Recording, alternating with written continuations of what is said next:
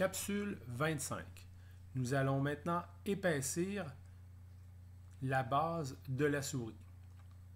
Il nous reste, comme vous voyez dans l'arbre de création, une seule surface à épaissir. Je vais utiliser l'outil coupe qui est ici dans la barre d'outils transparente pour vous permettre de bien voir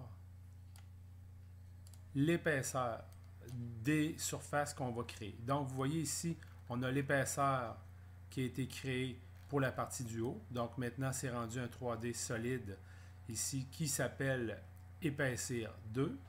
Maintenant, on va épaissir les surfaces, la surface qui est ici. N'oubliez pas qu'elle est considérée comme une seule surface ici, puisqu'on l'a cousu précédemment, comme vous voyez ici dans l'arbre de création. Donc, je m'en viens cliquer sur le bouton dans la catégorie Surface, sur le bouton Épaissir, qui est ici. Une fois que j'ai cliqué, je vais sélectionner la surface dans la zone de dessin ou dans l'arbre de création, ici. Je vais maintenant aller mettre l'épaisseur à 0,5 mm. Et si vous voyez comme ça, l'épaisseur peut s'installer moitié-moitié vers l'extérieur ou vers l'intérieur. Donc pour nous, on envoie l'épaisseur vers l'intérieur. Ne placez pas fusionner le résultat puisque les surfaces sont déjà cousues. Il n'y a pas de fusion à faire et le logiciel va essayer de fusionner avec la partie du haut, mais cette partie-là ne touche pas d'une façon continue.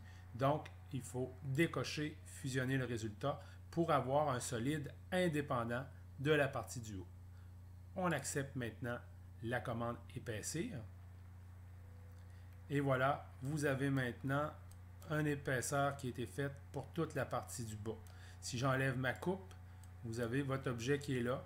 Si vous regardez dans l'arbre de création, il n'y a plus de surface. Il y a simplement épaissir 2 qui est la partie du bas et épaissir 5 qui est la partie du bas. En passant, on peut renommer ces fonctions-là comme toutes les autres fonctions ou esquisses ou plans de travail dans l'arbre.